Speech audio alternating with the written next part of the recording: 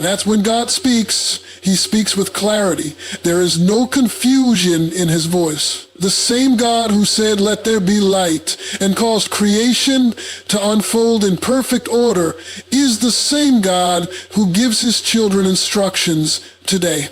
God's instructions are not suggestions. They are not ideas to consider when convenient. They are directives from a sovereign king who knows the beginning from the end.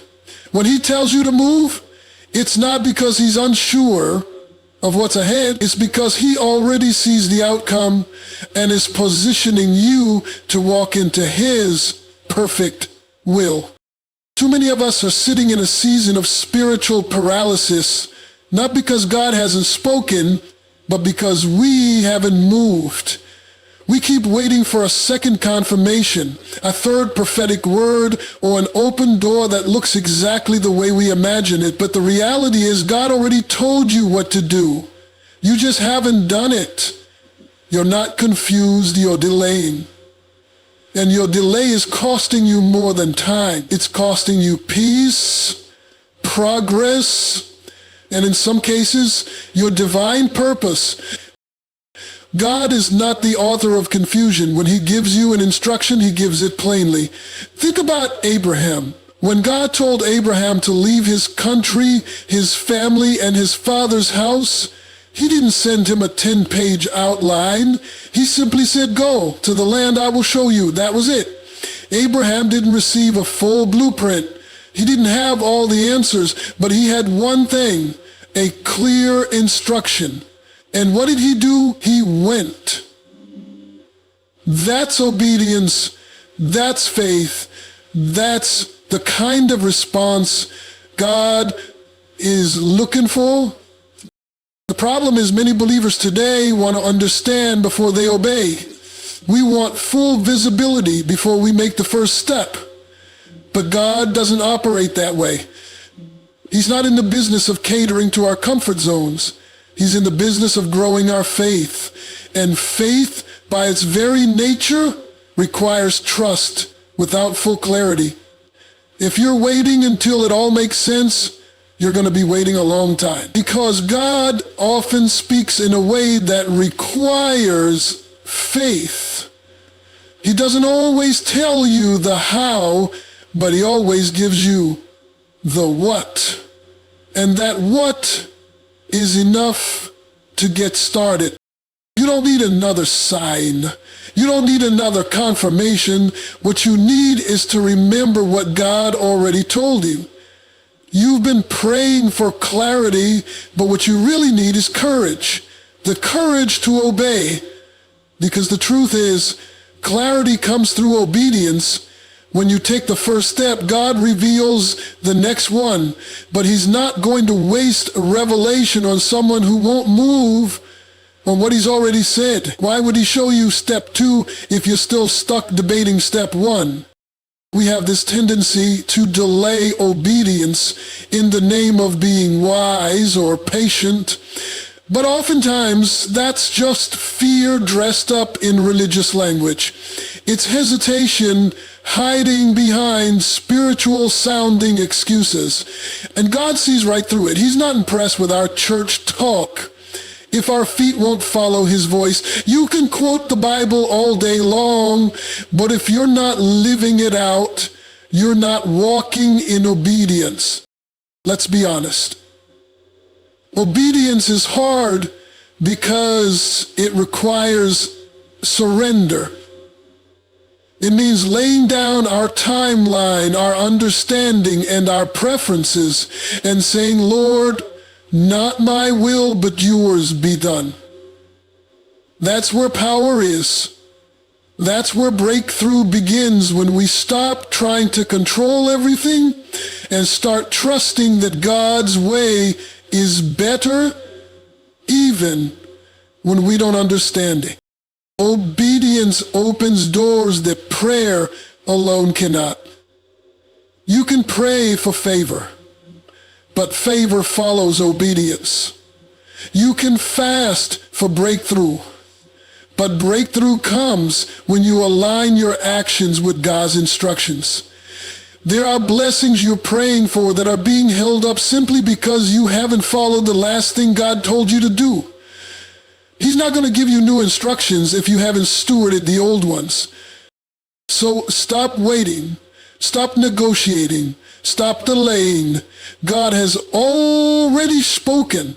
The question is, will you obey? Not next week, not next month.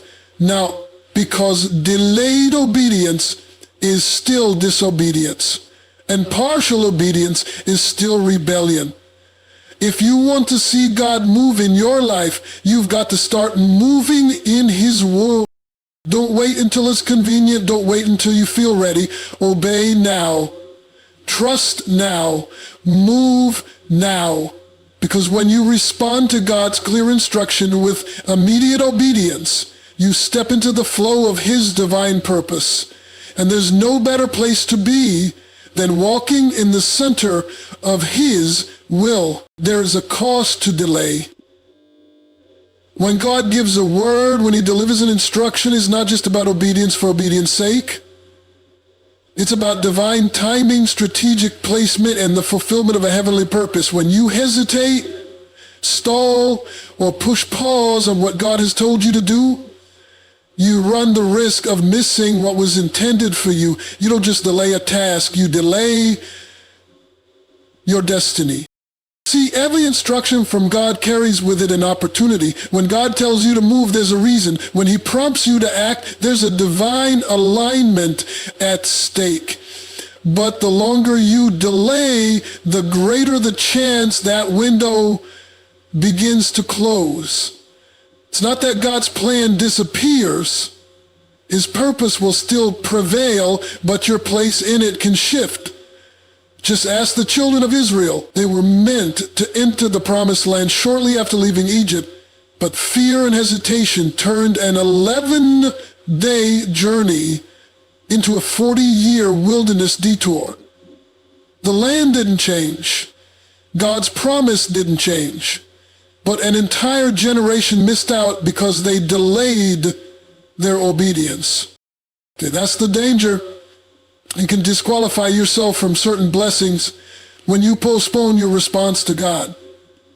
Timing matters. There are moments God orchestrates just for you. Doors that open, people He places, opportunities He aligns, and they require your yes now, not later.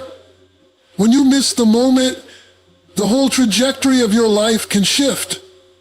You might still end up walking with God, still saved, still loved, but outside of the fullness of what He originally planned. Too often we confuse God's patience with permission to procrastinate. Yes, God is merciful. Yes, He is gracious, but grace does not eliminate consequence. He may forgive your hesitation, but that doesn't mean the opportunity will wait on you forever. Some moments are seasonal, some assignments are time sensitive. Think of Esther. She was positioned in the palace for such a time as this. And had she not acted when she did, God would have still saved His people. But her role, her legacy, her impact would have been lost. And as Mordecai warned her, she too might not have escaped the fallout. In the same way, God gives you instructions tied to assignments that affect not only your life, but the lives of others. Your obedience isn't just about you, it's about the people on the other side of it. That book you were supposed to write could set someone free. That business you were told to launch might employ and bless families. That apology, that phone call, that ministry, that idea, it could be the answer to someone else's prayer. When you delay, you don't just block your blessing, you block theirs too.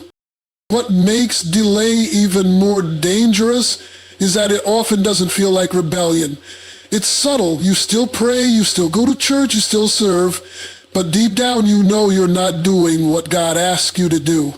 And you justify it, I'm just waiting on the right time. Or I need to get things in order first.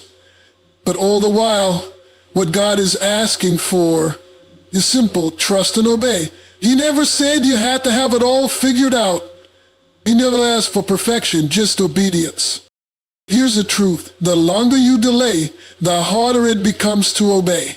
The more you sit on the instruction, the more fear creeps in, doubt grows, comfort becomes a cage, and before you know it, what started as a small pause becomes a permanent standstill.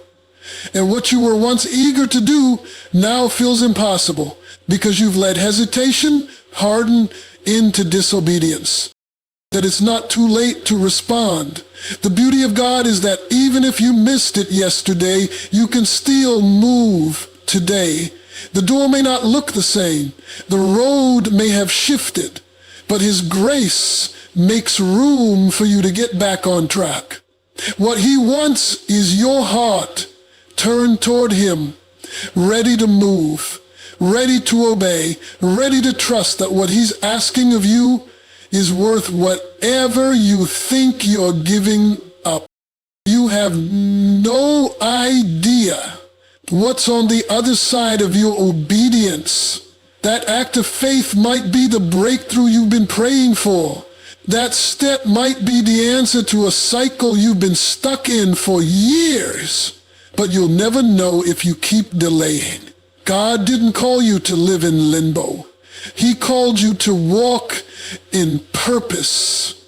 And that purpose is unlocked by your willingness to obey without hesitation. So stop letting fear write your script. Stop letting comfort control your call. Don't delay any longer. Move when God says move. Speak when God says speak. Do what He told you to do now. Because what's waiting on the other side of your obedience might just change everything.